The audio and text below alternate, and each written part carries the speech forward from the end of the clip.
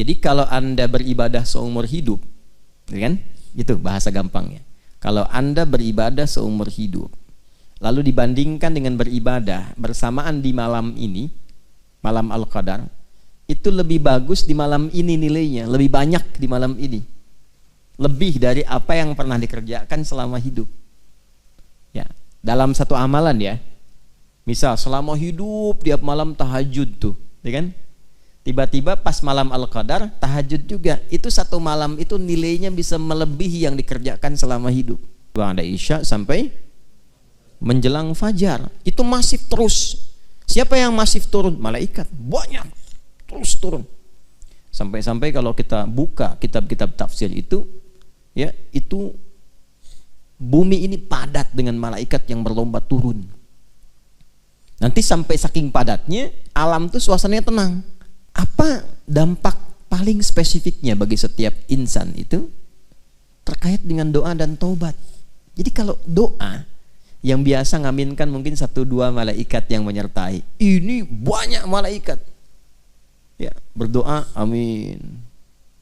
Kalau pengen hidupnya berkah, pengen semuanya mudah, ringan, tenang, senang, keluarkan isi Quran untuk diamalkan. Kalau dibaca saja dapat ketenangan, dapat pahala. Tapi kalau ingin dapat kenyamanan berkehidupan, diamalkan isinya. Dikeluarkan secara tematik, ngajinya tematik. Ini profesinya apa nih? Keluarkan ayatnya. Kalau pengen mendapatkan malam Al-Qadar gampang. Rumusnya gampang sekali. Cuman 2.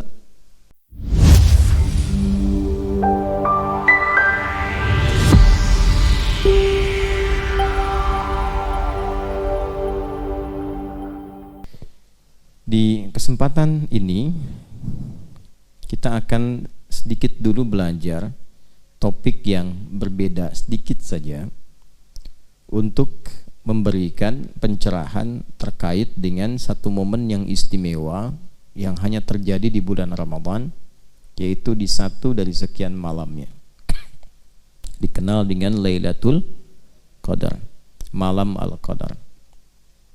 Ini penting kita bahas karena ada beberapa redaksi hadis juga yang memberikan motivasi kepada kita untuk tidak putus berburu malam Al-Qadar ini sampai ujung Ramadan. Bahkan ada yang spesifik meminta di 10 hari terakhir, kan? Sini.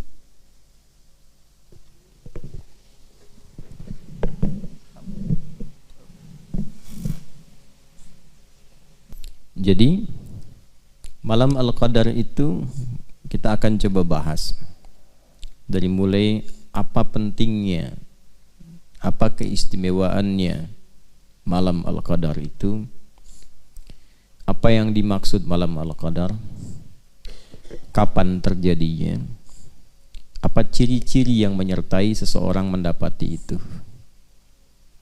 Dan bila kita mendapati di antara tanda-tandanya, rasanya hadir dan merasakan kemuliaan sesuai dengan isyaratnya, apa yang harus dilakukan?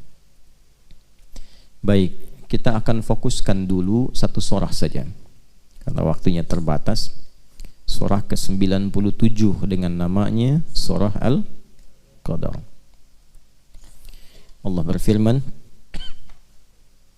A'udzu billahi minasyaitonir rajim. Bismillahirrahmanirrahim. Inna anzalnahu fi lailatul qadar. Inna, sungguh, demi keagunganku. Ya, terjemahkan na-nya itu seringkali kalau dilihat di mushaf kami kan. Nah, kalau belum belajar ulumul Quran, ilmu-ilmu untuk memahami Al-Quran, bisa potensi keliru pemahaman. Kok bentuknya jama' gitu kan. Nah, kalau ada bentuk jama' itu di ulumul Quran tuh maknanya 2. Kita ambil salah satunya saja untuk memudahkan sesuai topik kitab. Yang paling pokok namanya ta'zimun nafsi li ta'zimi sya'ni.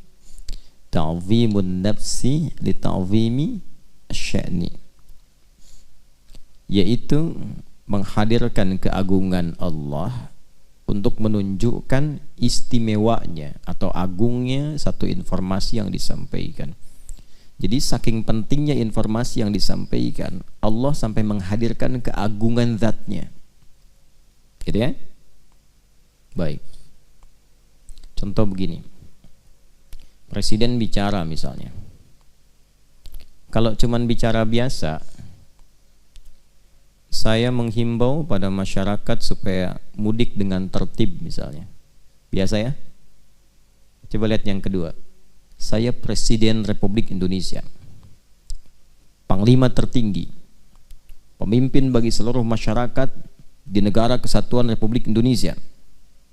Saya menghimbau kepada seluruh rakyat saya tanpa kecuali agar menunaikan mudik dengan tenang, damai, tertib dan membahagiakan. Beda nggak satu dengan dua? Ya kan? Ketika membawa kedudukan, membawa keistimewaan, keagungan, maka kesannya beda kan? Nah, jika ditemukan dalam Al-Quran, inna nahnu, yang menunjukkan satu informasi, ini menunjukkan informasi yang disampaikan tidak biasa, pasti istimewa, agung sifatnya, karena di situ Allah menghadirkan keagungan dirinya untuk menunjukkan pentingnya informasi yang disampaikan.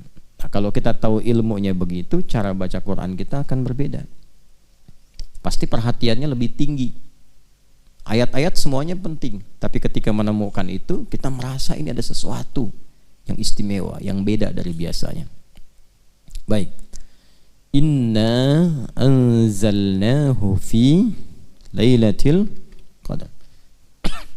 Demi keagunganku, aku turunkan Al-Quran itu di malam Al-Qadar. Jadi di sini ada dua peristiwa penting. Peristiwa pertama tentang turunnya Al-Quran, peristiwa kedua tentang malam Al-Qadar. Ketika Al-Quran diturunkan dan dibuka dengan ta'zimun nafsi li ta'zimi sya'ni inna, kan? Ini memberikan kesan bahwa Al-Quran itu istimewa, agung. Saking agungnya, Allah menghadirkan pembuka dengan keagungan zatnya. Jelas ya? Nah, berarti kalau disebut istimewa, Allah sendiri mengagungkan. Masa hamba membiarkan, menganggap biasa? Ada sesuatu yang istimewa, tidak biasa di Al-Quran itu. Tidak sama, bukan kalam-kalam biasa, bukan kalam makhluk, kalamullah.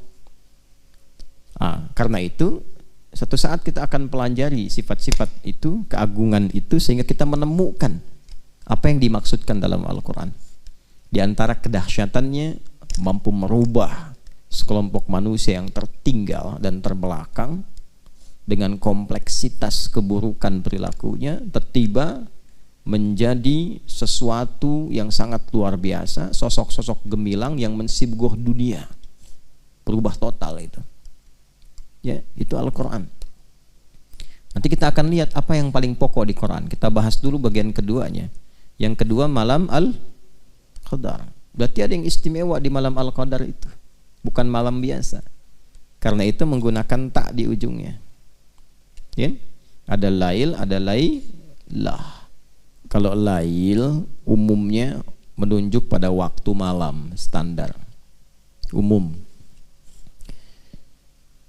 Inna fi khalqis samawati wal ardh, inna fi khalqis samawati wal ardh wa ikhtilafil laili wan nahar, pergantian waktu siang dan malam.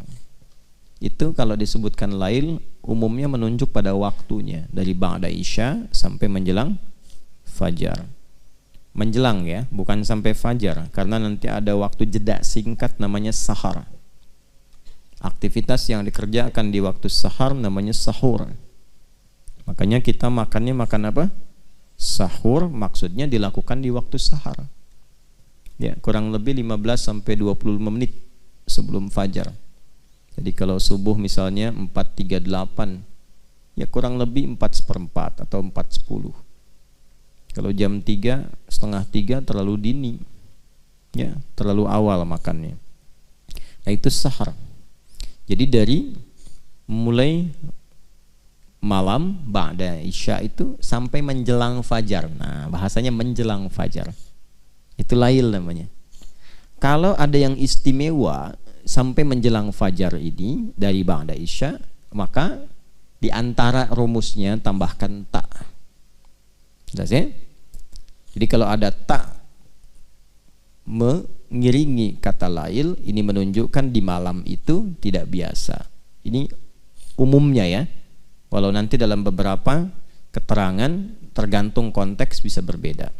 Tapi umumnya teorinya begitu. Kalau ada ta bersamaan dengan lail, maka ta itu menunjukkan sifat yang tidak sama dari waktu-waktu malam yang biasa. Setiap malam bisa tahajud gak? Bisa. Karena itu saat menyebutkan sholat malam itu pakai lail, bukan lailah. Coba Quran surah 17 ayat ke-79. Wa minal laili fatahajjad bi. Bukan wa minal lailah. Artinya setiap malam ada potensi untuk tahajud. Ya. Tapi kalau ada satu malam yang istimewa yang tidak sama dengan malam-malam lainnya, maka salah satunya tambahkan ta pada kata lail itu menunjuk pada sifat. Karena itu ayatnya berbunyi inna anzalnahu fi lailatul qadar. Baik. Lailah ya, bukan lail kan? Nah, apa istimewanya malam al-qadar itu? Kita ambil keistimewaannya dulu. Ya. Satu, ini langsung keterangan Qur'annya. Wa ma adraka ma lailatul qadar. Ini indah sekali nih ya. Kita dibikin penasaran dulu supaya memotivasi kita untuk memburu malam itu. Tahu nggak kata Allah keistimewaan malam al-qadar itu? Tahukah Anda keistimewaannya? Kan? Teruskan. Lailatul qadri khairum min alfi syahr. Malam al-qadar itu istimewanya seluruh amal soleh yang dikerjakan membersamai malam itu nilainya dilipat gandakan lebih dari 1000 bulan. Dilipat gandakan, ingat, lebih dari, karena redaksi Qur'annya berbunyi khairum min, lebih dari. Jadi tidak pas 1000 bulan. Ya, 1000 bulan itu kurang lebih 80 sampai 83 tahun lah. Ambillah 83 tahun misalnya. Berarti lebih daripada itu. Atau bahasa paling gampangnya standar rata-rata usia manusia misalnya. Ya. Baik. Jadi kalau Anda beribadah seumur hidup, kan? Itu bahasa gampangnya. Kalau Anda beribadah seumur hidup, lalu dibandingkan dengan beribadah bersamaan di malam ini, malam Al-Qadar, itu lebih bagus di malam ini nilainya, lebih banyak di malam ini, lebih dari apa yang pernah dikerjakan selama hidup. Ya, dalam satu amalan ya, misal selama hidup tiap malam tahajud tuh, ya kan? Tiba-tiba pas malam Al-Qadar tahajud juga, itu satu malam itu nilainya bisa melebihi yang dikerjakan selama hidup. Bahasa gampangnya begitu. Ya, yang dimaksud rata-rata umur manusia hidup. Kan? Rata-rata ya kata Nabi SAW, umatku itu ya umurnya ya di antara 60-70 dan sedikit yang melampaui itu, sedikit. Jadi kalau yang lewat 100 itu sedikit, nggak banyak. Bisa dihitung jari sedunia tuh, kan? Ya, rata-rata kan di kisaran itu. Kalau ambil pertengahannya sekarang misalnya, ambillah seperti hitungan 1000 bulan misalnya. Ya, antara sampai 80 tahun. Bersamaan dengan malam itu ibadah, tahajud sekali aja, itu nilainya lebih daripada 1000 bulan. Luar biasa tuh. Ya. Jadi kalau ada yang kurang-kurang selama hidup beramal, ketutup tuh dengan malam itu. Nah, ini kan masalah iman. Kalau ibadah kan bacanya pakai iman. Ibadah itu kan amal soleh. Amal itu jadi soleh kalau ada imannya. Kalau tak ada iman gak jadi soleh. Karena itu setiap ada kata iman itu mengantarkan pada amal soleh. Wal asr Innal insana lafi khusr illa alladzina amanu wa amilus shalihat.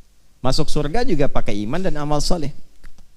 Wa basyiril ladzina amanu wa amilus shalihat anna lahum jannatin tajri min tahtihal anhar. Nah, amal saleh itu bisa jadi saleh amalnya kalau ada iman. Sifatnya disebut ibadah namanya.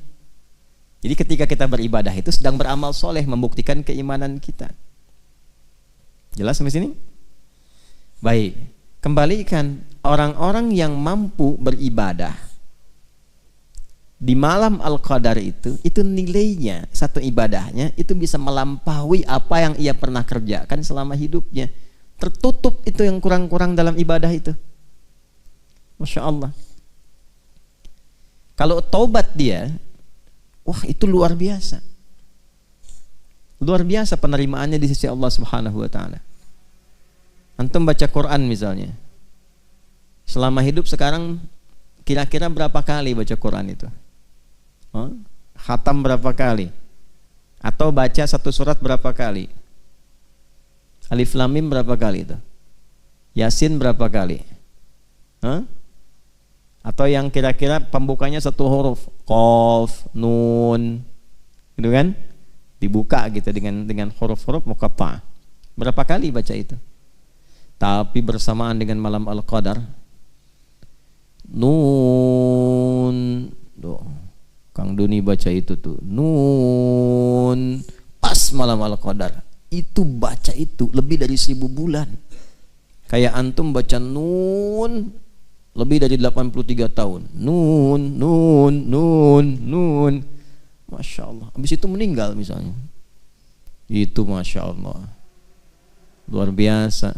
Ketutup tuh amalan-amalan. Tanya sama malaikat Mungkar Nakir.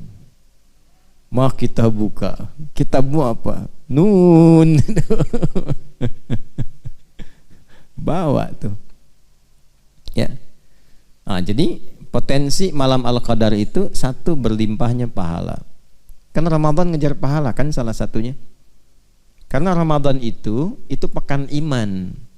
Pekan iman dan amal soleh. Gitu. Jadi bukan pekan dunia. Karena itu dibukanya panggilannya dengan panggilan iman. Ya ayyuhalladzina amanu kutiba alaikumus siyam. Jadi momentum Ramadan itu memang untuk meningkatkan iman. Bukan mencari dunia. Kalau dunia kan udah 11 bulan.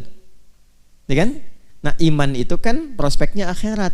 Jadi Ramadan itu momentum untuk menguatkan prospek-prospek dan proyek-proyek akhirat kita. Gitu. Jadi kalau kita kembalikan, kita tarik kepada aspek tadi, bacanya pakai iman. Malam Al-Qadar itu nggak bisa dibaca pakai ukuran dunia. Ukurannya pakai ukuran akhirat.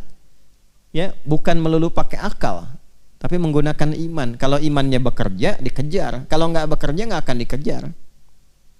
Jelas ya? Teruskan. Yang kedua, apa keistimewaannya? Tanazzalul malaikatu warruhu fiha biizni rabbihim min kulli amr. Masya Allah. Semua malaikat turun berdesak-desakan ke bumi. Ini asal kalimatnya tatanazzalu. Itu asalnya. Tapi ada dalam balaghah itu, kalau ingin menunjukkan sesuatu yang berlangsung cepat dan banyak, masif, cepat, masif, itu hilangkan salah satu taknya di depannya. Tapi dhammahnya tetap berlaku di ujung untuk menunjukkan mudhari, sesuatu yang berlangsung terus. Masih ingat tadi waktunya malam Al-Qadar, malam lail dari kapan? Ba'da Isya sampai menjelang fajar. Itu masif terus. Siapa yang masif turun? Malaikat. Banyak. Terus turun. Sampai-sampai kalau kita buka kitab-kitab tafsir itu, ya, itu bumi ini padat dengan malaikat yang berlomba turun. Nanti sampai saking padatnya, alam itu suasananya tenang. Nanti saya bahas di akhir ciri-ciri, tanda-tanda malam Al-Qadar itu seperti apa diantaranya. Hening, ya. Jadi kalau saya hadirkan bejana gelas misalnya. Saya isi 1-2 kelereng. Lalu saya goncangkan begini, digoyang-goyang. Bunyi nggak? Bunyi kan? Kayak lato-lato kan? Tak gitu kan? Tapi kalau saya penuhi sampai padat itu isinya, sampai padat, goyang begini, digoyang, bunyi nggak? Hening. Disimpan aja hening. Itu saking padat ya bumi dengan malaikat yang banyak turun, suasananya berbeda. Oke? Nah, yang kita bahas keistimewaannya dulu. Nanti ini masuk kepada cirinya. Keistimewaannya apa? Sampai-sampai malaikat Jibril pun yang tugas pokoknya menurunkan wahyu, ya, terakhir kepada Nabi Muhammad sallallahu alaihi wasallam, di malam itu khusus ikut turun. Ya kan? Ikut turun, mimpin malaikat. Kan Rohul Amin itu pemimpin para malaikat. Turun, dipimpin malaikat semua turun. Dengan izin Allah, biizni rabbihim, min kulli amr. Allahu Akbar. Itu maknanya umum sekali. Diizinkan oleh Allah untuk menyertai segala perkara yang baik-baik. Artinya apa? Kalau ada yang sholat, tuh malaikat ikut sholat. Kalau ada yang zikir, ikut zikir. Kapan lagi antum sholat diikuti oleh semua malaikat pengen ikut sholat? Tuh, makanya kalau ketinggalan semalam aja ruginya banyak. Tuh. Baca Quran diikuti, zikir diikuti, banyak turun. Oke? Nah, apa dampak paling spesifiknya bagi setiap insan itu? Terkait dengan doa dan taubat. Jadi kalau doa yang biasa ngaminkan mungkin 1-2 malaikat yang menyertai, ini banyak malaikat. Ya, berdoa amin. Umar, mana Umar? Doa. Umar doa. Amin. Hasan doa. Amin. Ya. Wajri doa. Amin. Tuh. Itu aminnya bukan 1, 2, 3 tuh. Amin. Cuman kan goib. Kalau goib gak kedengeran. Kalau kedengeran bubar antum. Amin. Ini kan bubar. Siapa nih? Lihat sayap begini. Siapa? Israel. Oh. Ya. Gitu. Nah itu sekali lagi perkaranya iman. Ya. Jadi jangan pakai akal, pakai iman. Karena akal terbatas. Ingat, akal itu sama kayak mata, sama kayak telinga. Perangkat yang ada pada manusia, perangkat fisikal. Mata terbatas tidak? Terbatas, semakin jauh semakin gak kelihatan. Semut itu kalau dekat terlihat jelas, merayap makin jauh gak nampak. Bukan semut yang gak ada, pandangan kitanya yang terbatas. Gajah gimana? Sama, semakin jauh semakin gak kelihatan. Gajahnya tetap segitu, mata kitanya yang terbatas. Pendengaran juga begitu, semakin jauh semakin tak terdengar, ya kan?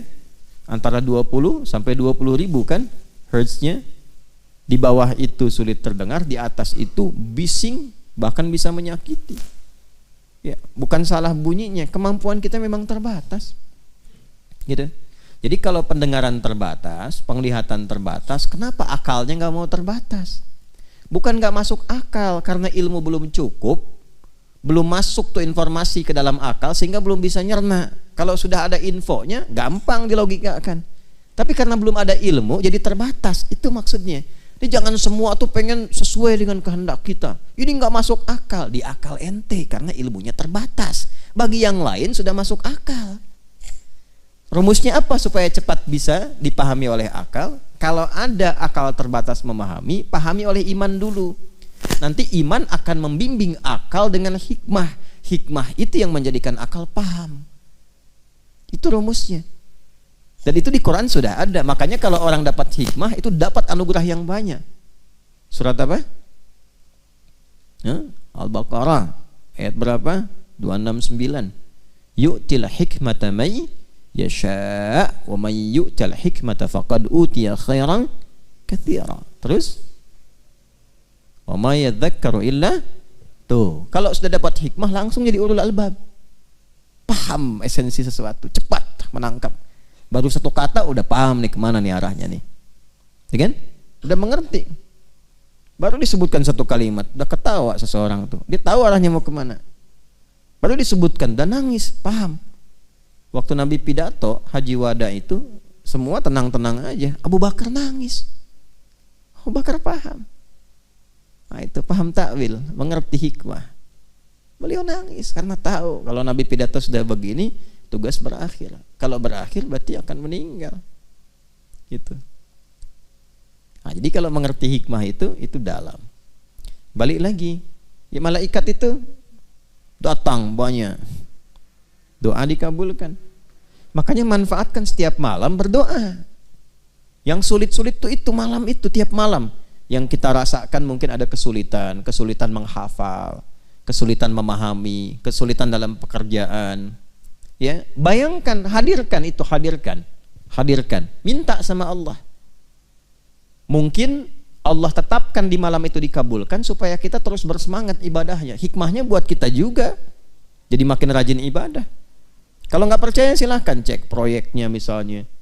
Ya. Ilmu macam-macam nih. Mintalah, tapi harus tulus karena kan perkara iman. Kalau iman kan babnya ikhlas. Ya kan? Kalau iman babnya ikhlas, semakin kita minta, semakin tulus, semakin baik, semakin cepat dijawab. Gitu. Kemudian apalagi malaikat kalau sudah menyertai itu peluang memohonkan ampunan kepada Allah dari dosa hamba bagi yang minta ampun. Nah, karena itu apa yang harus dilakukan? Banyak istighfar. Maka Nabi mengajarkan kan doa kepada Sayyidah Aisyah radhiyallahu taala anha. Kalau sudah terasakan itu kayaknya feelingnya beda nih dari malam-malam yang lain nih, beda nih.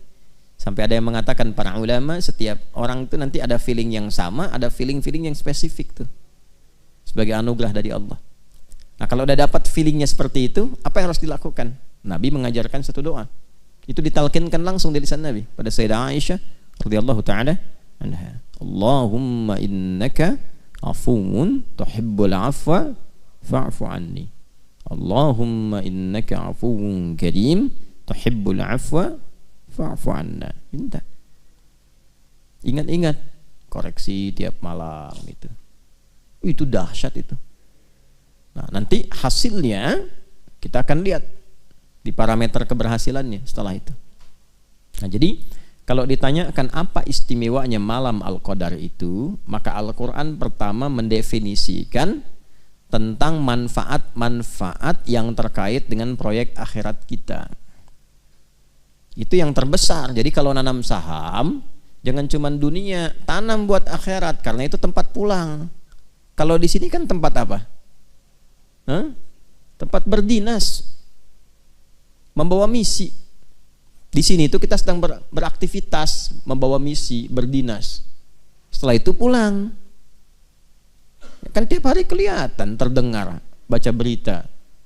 Ya, ini si fulan sudah meninggal dunia. Itu kan bahasa meninggal dunia kan sederhana, tugasnya selesai, pulang. Macam-macam. Ya, tergantung batas ajal. Nanti ada yang masih kecil, ya kan? Ada yang remaja, ada yang dewasa, ada yang banyak diberikan batas waktu sesuai maslahat hidupnya. Ujungnya pulang. Gitu. Ujungnya apa? Pulang. Nah, jadi kalau kita bisa spesifik demikian, itu insya Allah akan selamat. Ya. Jadi itulah diantara kemuliaan malam Al-Qadar yang hal pertama disadarkan oleh Allah kepada kita, ingat akhirat itu. Itu maksudnya.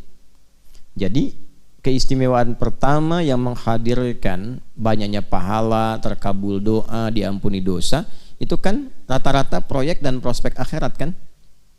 Intinya membangun kesadaran. Ingat ya, kalian satu saat akan pulang. Kalian akan meninggal dunia. Dunia itu tempat berusaha, pasti pulang. Jangan sampai saat pulang tak punya bekal. Itu maksudnya. Dan aku sayang, kata Allah begitu tuh. Akulah Rahman, kata Allah, akulah Rahim. Saking sayangnya Allah, Allah tahu nih, yang selama hidup beribadah itu walaupun terasa banyak, belum tentu kan diterima semuanya. Cuman bersyukurnya kita, Allah punya sifat asyakur, yang menerima walaupun sedikit. Itu kan? Itu baca Quran 1 juz, berapa yang diterima oleh Allah? Ya, alhamdulillah kita masih bisa baca Quran itu bersyukur diberi taufik. Yang diterima pun alhamdulillah. Kalau bukan rahmat Allah sulit mengandalkan amal soleh. Sulit. Coba dari sekian amal itu, salat maghrib berapa rakaat? 3. Yang bisa ikhlas di rakaatnya berapa dari 3 itu? Hah? Gitu. Itu kalau bukan rahmat Allah sulit. Jadi kesimpulan pertama, keistimewaan malam Al-Qadar itu mengingatkan kita satu, pada tempat pulang kita di akhirat, supaya tidak terlampau kita terikat dengan dunia yang sementara. Yang kedua, untuk itulah Allah dengan sifat kasih dan sayangnya menghadirkan banyak peluang-peluang prospek akhirat, investasi-investasi akhirat yang mampu meringankan hisab kita saat kembali dan menempatkan kita di surga dengan rahmatnya. Itu yang pokok. Keistimewaan kedua, saya cepat. Apa itu qadar? Kalau tadi kan yang disebutkan tadi Lailatul Qadarnya, ya kan? Wa ma adraka ma Lailatul Qadar. Lailatul Qadri khairum min alfi syahr. Tanazzalul malaikatu waruhu fiha biidzni rabbihim min kulli amr. Itu baru aspek pertama. Balik lagi ke awal ayat. Inna anzalnahu fi lailatul qadar. Qadar itu apa? Hah? Qadar itu ketetapan Allah bagi seluruh makhluknya dalam menjalani kehidupan.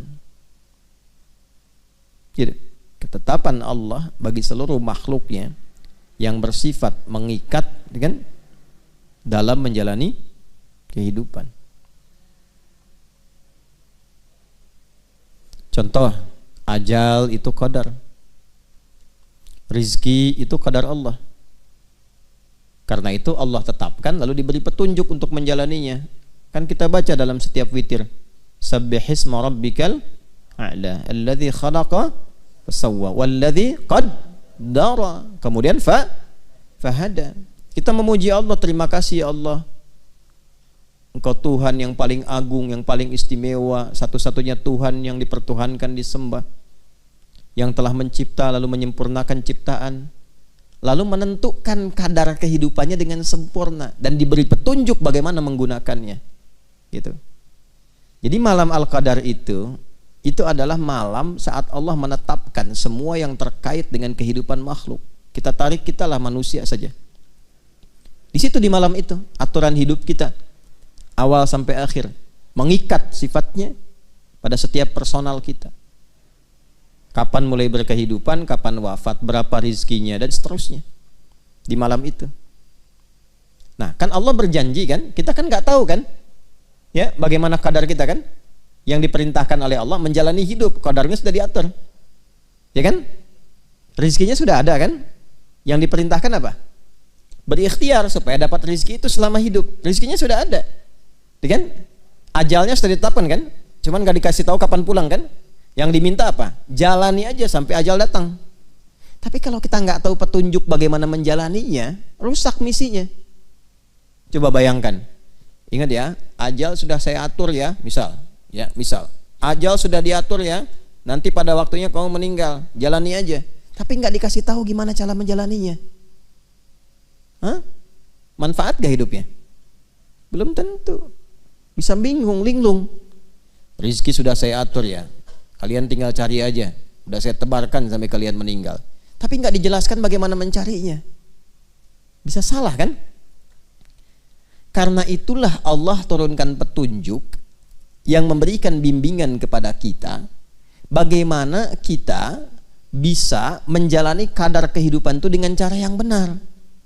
Kalau menjemput rizki bagaimana caranya, menjalani hidup bagaimana caranya, sendirian bagaimana, kalau berumah tangga bagaimana, jadi suami seperti apa, jadi istri bagaimana, jadi ayah seperti apa, jadi anak bagaimana, punya kedudukan seperti apa, cari ilmu bagaimana. Itu selama hidup berkehidupan, aturannya dijelaskan oleh Allah berupa pedoman, diberikan sebagai petunjuk. Dalam bahasa Arab atau bahkan bahasa Al-Quran, petunjuk yang menyertai kita secara lengkap dalam menjalani sebuah kegiatan, bahkan seluruh kegiatan yang kita lakukan sampai berakhir, itu hudan namanya. Apa namanya? Hudan. Ya. Dan Al-Quran itu disebut dengan hudan. Al-Baqarah ayat 185, Syahrul Ramadhan alladzi unzila fihil Quran. Teruskan, hudal linnas. Tuh.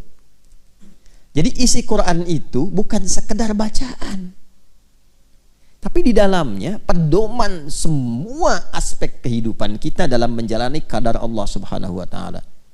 Dari sejak mulai dilahirkan sampai wafat. Karena itu kalau kita baca Quran, kita akan temukan jalan hidup kita ada di situ. Iya. Dari alam kandungan, di mana ada kitab di muka bumi ini yang menjelaskan secara detail perjalanan hidup manusia dari dikandung sampai wafat, sampai setelah wafat kemana? Coba cek. Saya selalu katakan itu. Karena memang Quran itu bukan kalam manusia. Ya, kan manusia itu terbatas. Udah saya bilang dari awal, manusia itu terbatas. Kalau nggak tahu, nggak akan mungkin ditampilkan. Ini menunjukkan apa? Quran itu benar firman Allah, Islam itu agama yang benar. Karena cuma Tuhan yang benar yang bisa menerangkan kehidupan kita. Gitu. Gimana Nabi Muhammad SAW, Rasul mulia, tapi kan tinggal di tempat yang ya tidak ideal dalam konteks kehidupan manusia. Ya, jauh dari Romawi, Persia, peradabannya. Nggak pernah belajar, nggak pernah sekolah, nggak pernah ada guru. Bisa menyampaikan informasi yang sangat detail, sifatnya abadi, lengkap, awal sampai akhir. Ini menunjukkan Quran benar, ini menunjukkan Islam itu agama yang benar. Kita mesti yakin sebagai mukmin itu. Itu aja cara memahaminya. Kalau akalnya masih berfungsi dengan baik, itu insya Allah bisa mencerna. Bisa mencerna. Tempatkan dulu deh secara objektif. Lalu komparasikan dengan jernih gitu berpikirnya itu. Gitu. Jangan langsung sentimen dulu misalnya. Ya, jangan langsung klaim dulu. Tempatkan dulu aja berpikir dengan cara yang benar. Itu diajak begitu oleh Quran tuh. Ya, afala tatafakkarun, afala tatadzakkarun, afala ta'qilun. Coba renungkan, coba konstruksikan, coba fikirkan. Ya. Bahkan Allah sendiri menegaskan, enggak dipaksa kok untuk berislam. Tapi kita diminta untuk memfungsikan anugerah akal untuk mencerna. La ikraha fid din, lakum dinukum waliyadin. Cuman di Quran tuh nggak ada paksaan untuk berislam. Ya, nggak ada paksaan untuk ibadah, cuman dihisab. Gitu kan? Ya, indah ya bahasanya. Nggak dipaksa kok. Jadi kalau kita menyimpulkan kembali, maka Al-Quran itu istimewa. Gitu. Agung. Karena itu saking agungnya Allah menghadirkan keagungan zatnya saat menyampaikan informasi diturunkannya Al-Quran. Itu bersamaan turunnya dengan ketetapan qadar. Jadi saat kita berkehidupan Allah sudah atur, aturannya pun turun saat bersamaan. Makanya diviralkan. Semua alam malaikat itu diviralkan. Kan diturunkan ke langit dunia dulu kan? Sebelum turun kepada Rasulullah secara detail. Nah itu dua fase. Fase pertama itu turunnya semua 30 juz. Agung, viral tuh alam langit tuh. Ya. Sampai ke langit dunia dulu. Nah itu yang dimaksud anzala. Nanti baca di buku saya yang makna ayat puasa. Jadi kalau anzala ya itu langsung sifatnya. Kan di ilmu sharaf begitu. Kalau af'ala dengan fa'ala kan beda. Kalau af'ala itu sifatnya langsung. Yang dimaksud turun sekaligus ke sama'id dunya. Sebagai pedoman berkehidupan. Jadi begitu ditetapkan hukum kehidupan dari mulai usia, dari mulai rizki segala rupa itu, ya, itu bersamaan dengan itu turun petunjuk penggunaannya lengkap 30 juz. Baru diturunkan secara detail bersamaan dengan kehidupan supaya dicontohkan oleh kehidupan Nabi Shallallahu Alaihi Wasallam. Tafsirnya jelas. Makanya ketika dijelaskan dengan detail oleh Nabi itu menggunakan nazzala. Ketika turun, beda dengan Taurat dan Injil. Taurat Injil turun sekaligus. Karena cuma parsial sifatnya, sebentar dan sebagian manusia saja. Makanya Taurat Injil pakai anzala ketika turun ke nabinya. Tapi kepada Rasulullah SAW Quran pakai nazzala. Ali Imran ayat 3. Nazzala 'alaikal kitaba bil haqq. 'Alaika ke Nabi. Tapi ketika turun dalam suasana qadar, malam al-qadar, itu kalimat nabinya enggak ada. Inna anzalnahu fi lailatul qadar. Hu-nya itu ke Quran. Jelas ya? Sama ya, di ad-Dukhan apa? Inna anzalnahu fi lailatin mubarakah. Tuh, di malam yang diberkahi. Tapi ketika turun kepada Nabi, kaknya muncul. Nazzala 'alaikal kitab, pakai nazzala, turunnya bertahap. Bil haqqi musaddiqan lima bayna yadayhi wa anzalat Taurata wal Injil. Tapi Taurat, Injil pakai anzala. Taurat langsung 10 perintah. Injil langsung turun. Ya, semuanya tidak bertahap. Karena umatnya terbatas dan perintah-perintahnya tuh hanya dalam waktu yang terbatas, sederhana. Quran sampai akhir kehidupan.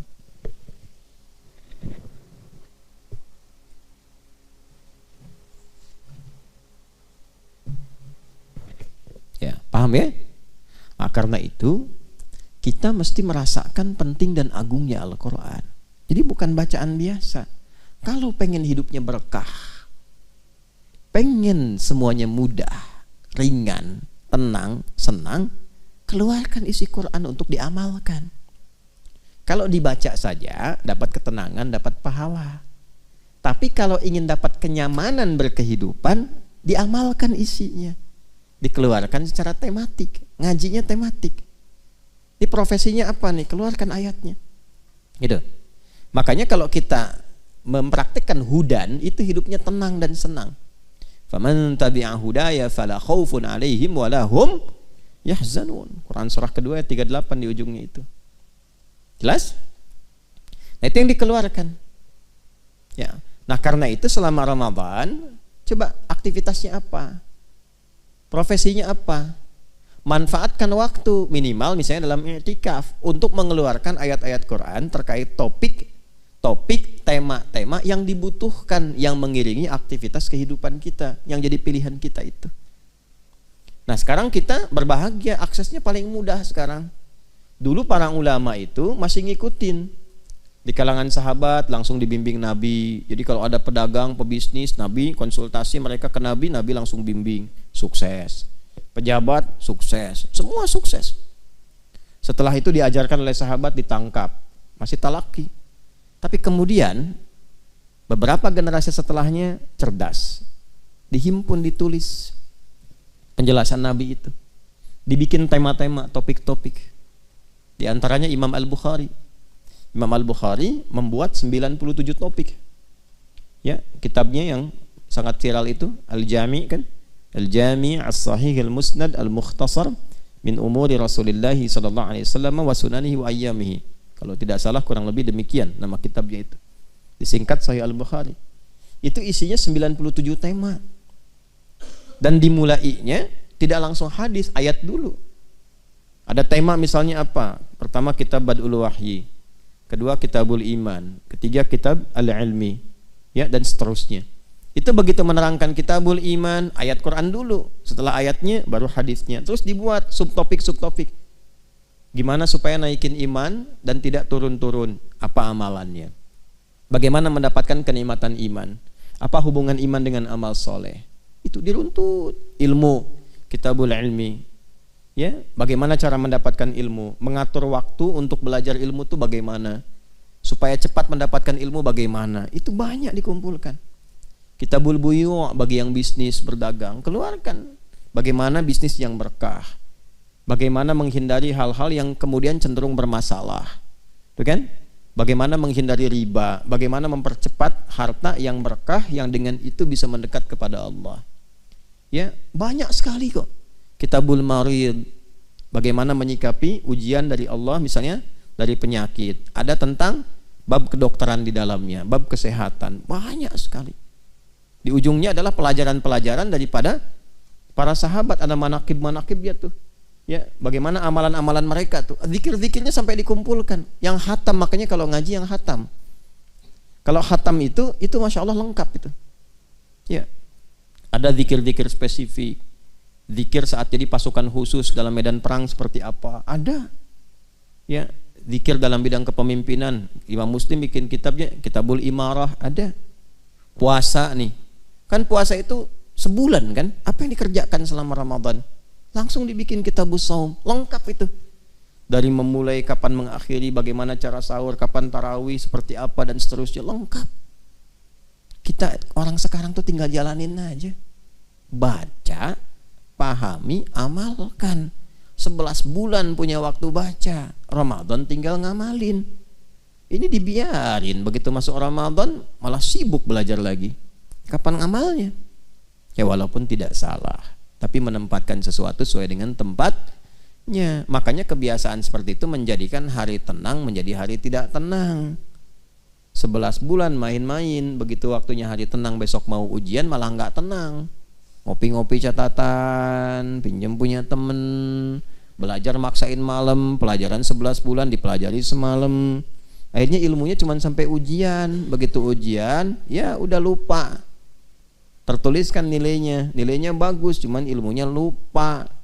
Makanya ada ahli hukum yang dihukum, sebab ketika mencuri lupa. Waktu korupsi lupa gitu. Ya. Kenapa jadi ke situ tuh? Nah, balik ya. Ya itulah malam Al-Qadar. Jadi malam Al-Qadar itu menjadikan interaksi kita dengan ibadah dan Quran semakin erat. Karena itu usahakan malam itu. Makanya kita kan hidupkan malamnya kan. Kita bangun lagi, bacain Quran lagi gitu kan. Nah, salah satunya apa? Untuk mendapatkan kasih sayang Allah, penambahan pahala, ya, ketenangan kepada jiwa. Lebih daripada itu, kita terbiasa interaksi dulu supaya besok-besok mau mengkaji Quran.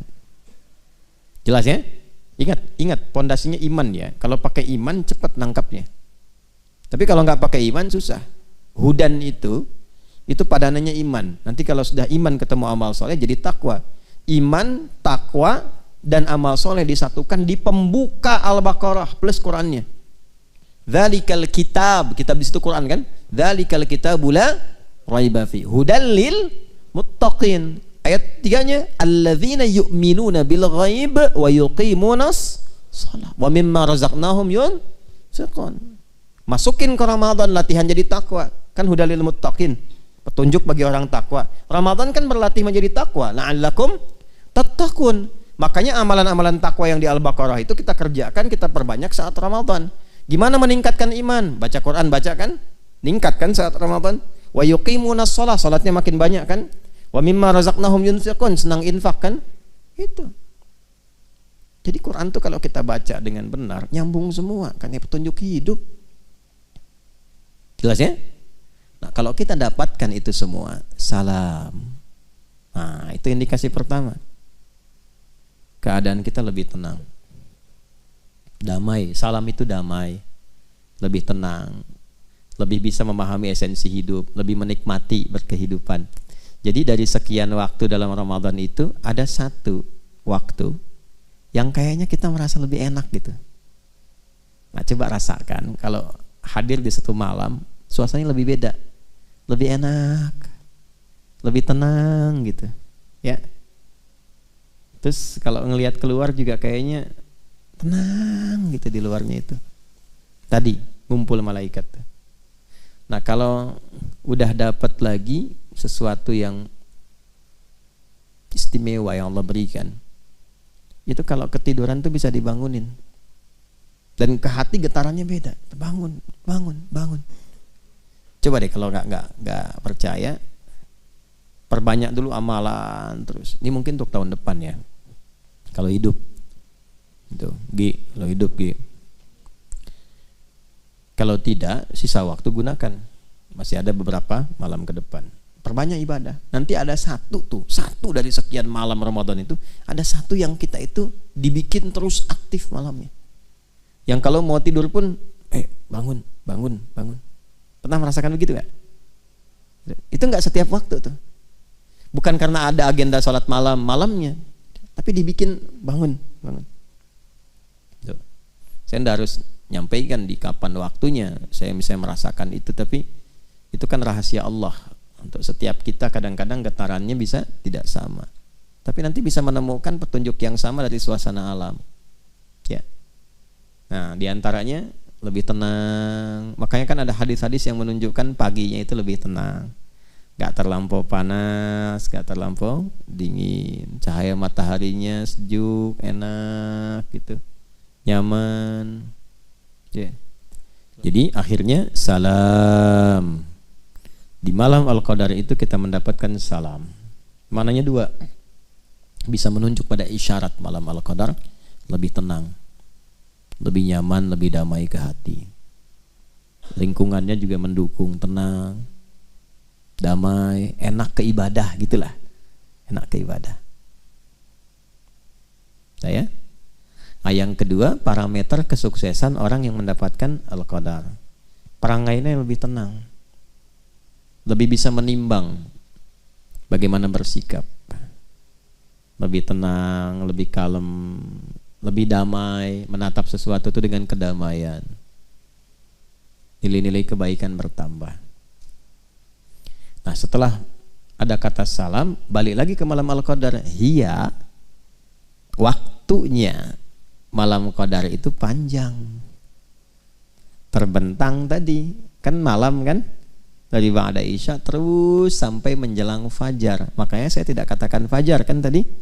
Ya, menjelang sampai mau tibanya fajar itu matla, sampai akan terbitnya fajar. Hiya hatta matla'il fajar, sampai akan terbitnya fajar. Itu pernah ada berita itu NASA mencitra ya dari angkasa suasana malam-malam Ramadan. Ada satu malam yang beda sendiri. Bahkan di tahun-tahun ke belakang itu kalau sudah sampai begitu ya, fenomenanya kita belum yakin, belum sungguh-sungguh, saya pikir keterlaluan lah. Kalau kita dengar informasi dari dulu, apalagi dari Nabi, memang standarnya harus yakin, harus kuat, diburu gitu. Ya kalau kurang yakin artinya kan lemah iman, tapi masih bisa dikuatkan.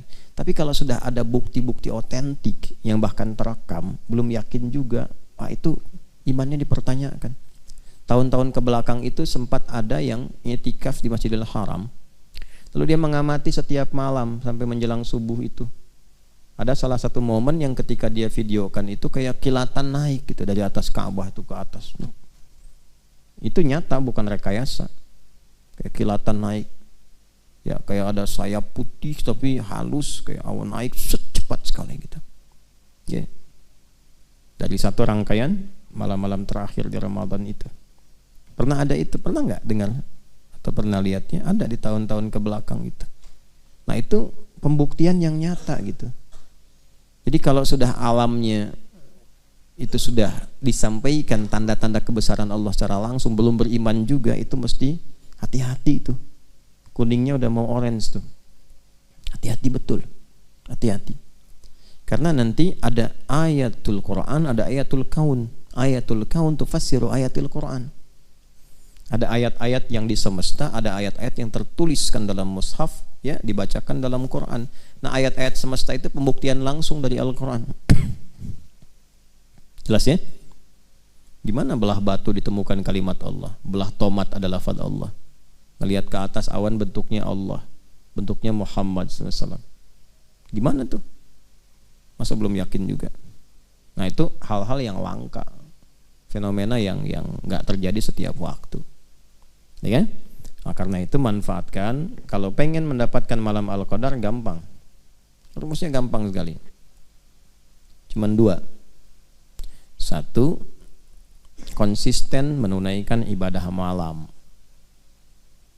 Walaupun sekejap di waktu-waktu tadi tuh dari ba'da isya menjelang fajar. Jadi rumusnya satu, konsisten menunaikan ibadah malam. Setiap malam Ramadan. Walaupun sekejap, 5 menit, 10 menit, nggak apa-apa, sesuai kemampuan. Yang bisa dioptimalkan, silahkan. Yang kedua, jangan maksiat. Ya, jangan maksiat. Itu aja. Saya kira itu yang bisa disampaikan terkait uraian malam Al-Qadar. Mudah-mudahan bisa bermanfaat dan teman-teman dimanapun berada. Di antara malam-malam Ramadan, ada satu malam yang nilainya lebih baik dari 1000 bulan. Malam yang jika kita sampai dosa-dosa kita bisa diampuni, doa-doa kita bisa dikabulkan, dan amal kita dilipat gandakan. Jangan sia-siakan 10 malam terakhir Ramadan. Perbanyak sholat, doa, istighfar, dan membaca Al-Quran. Semoga Allah mempertemukan kita dengan Lailatul Qadar, menerima segala amal ibadah kita, dan menjadikan kita hamba yang lebih dekat kepadanya. Amin ya Rabbal Alamin.